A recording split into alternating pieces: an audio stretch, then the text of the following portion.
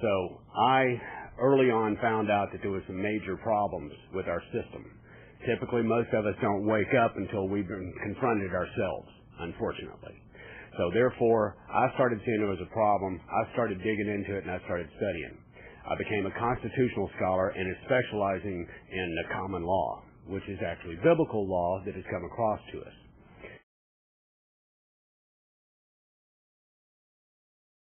Basically, this is what I'm going to talk about. And I was asked, because in the rally at Brazos County, I was talking about getting the word out, which is what we're all here to do, is try to get more people involved. The greater our numbers, the better we're going to do. And in this talk, I mentioned my constitutional traffic stop. Now, I'm going to back up a little bit here just to kind of give you an idea about this, too.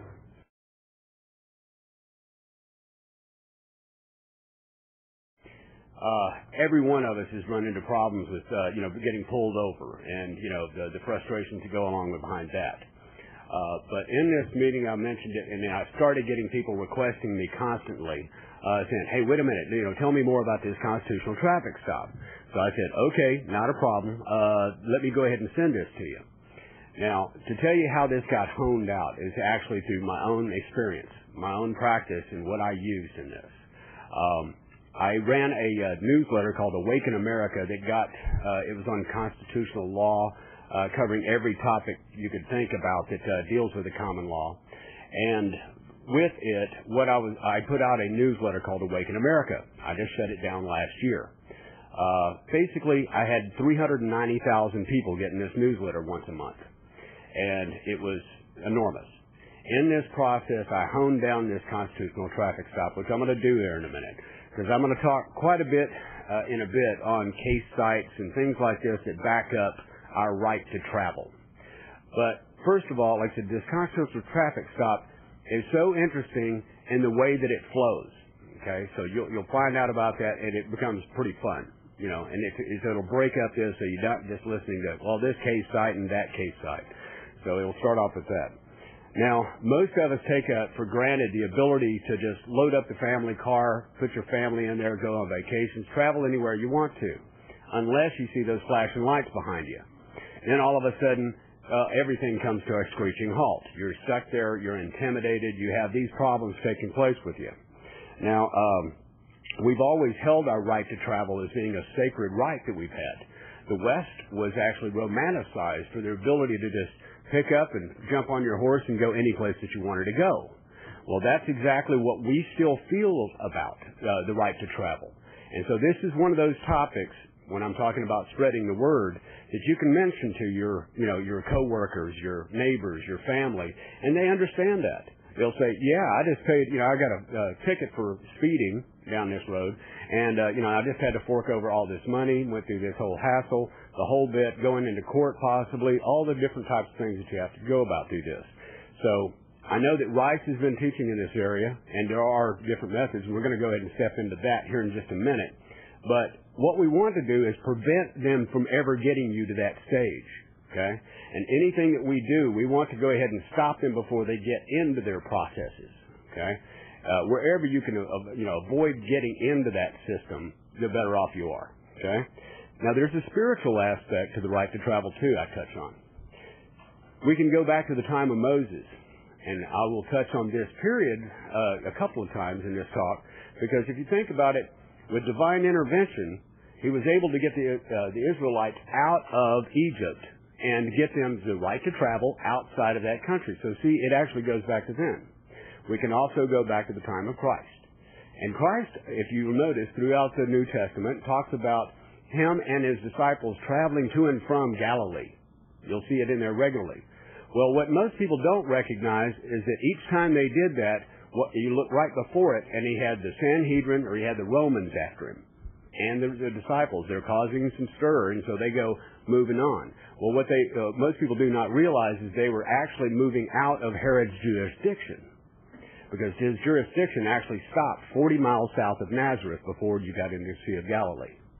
So they actually had this right to travel, to move out of there and getting away out of the jurisdiction, which is what we're trying to do, get out of the jurisdiction of the system out here that is so corrupt. Now, as far back as the Magna Carta, and you will see me reading every so often, the right to travel was recognized. And it read, "It shall be lawful to any person for the future to go out of our kingdom and to return safely and securely by land or water, saving his allegiance to us, unless it be in time of war, for some short space, for the common good of the kingdom, accepting prisoners and outlaws according to the laws of the land and of the people of the nation at war against us, and merchants who shall be treated as said above." Now, the only time it seems that the government restricted their travel was when they considered them to be enemy combatants.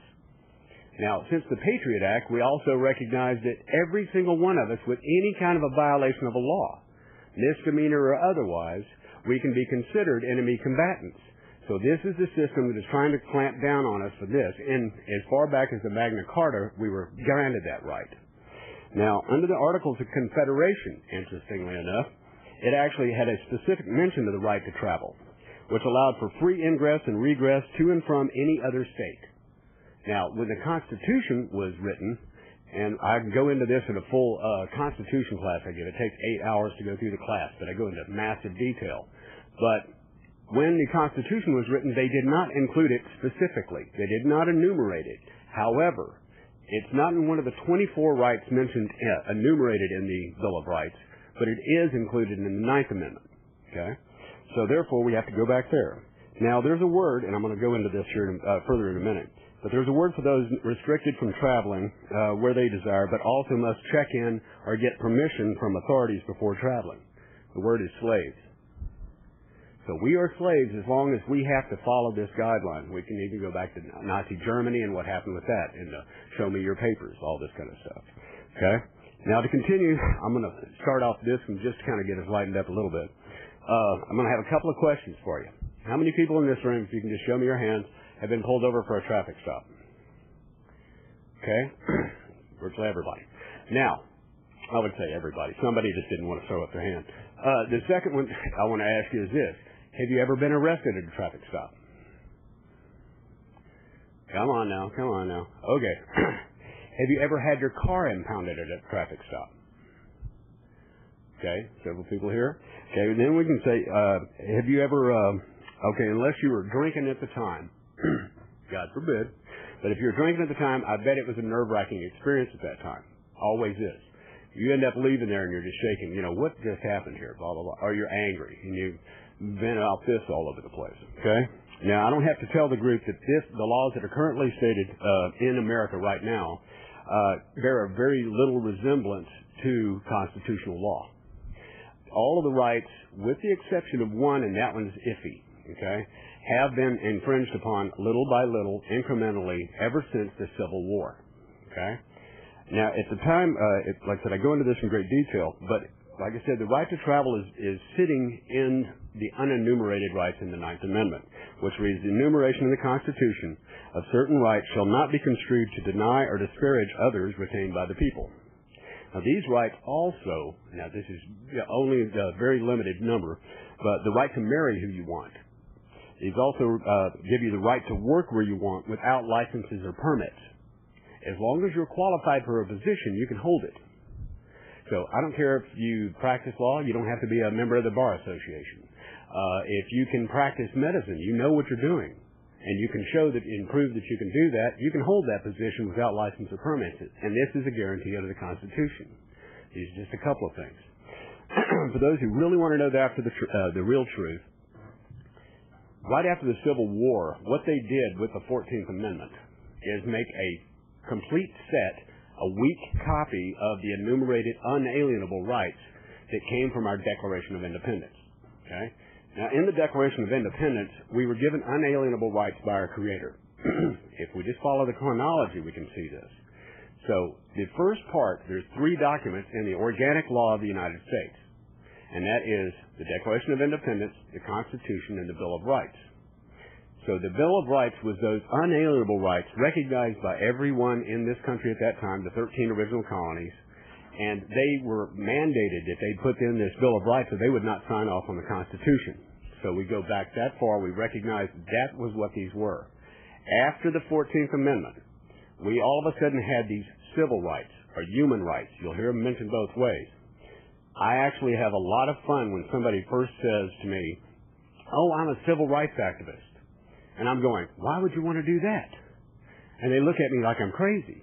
I'm saying civil rights are privileges legislated and given to you that can be taken away. So they're privileges and not rights. All rights are based on property. All rights are based on property. You have a right to your life. So therefore, that is an unalienable right that they cannot take from you. You have the right to speak to what you want to. And I'm going to go into that a little bit further too. You have the rights to do anything that you want to do as long as you don't harm someone else or their property. That's the maximum of the common law where this came from. Now, I'm going to make this real clear. We need to follow that maximum of law in anything we do. So this constitutional traffic stop I'm talking about, if you run into somebody's car, you've caused damage to their vehicle, you damaged their property, then this does not apply. If you performed a hit and run, same thing. Okay? If you've hurt someone or their property, then that maximum of the common law still holds. Okay? The common law is a hard mistress, I've heard it said. Okay? The problem is that most of us, and I hate to say it, but the generation that came before me and the generation that's coming after me have let this slide. We've let this slide. We don't have the accountability and responsibility that we used to have.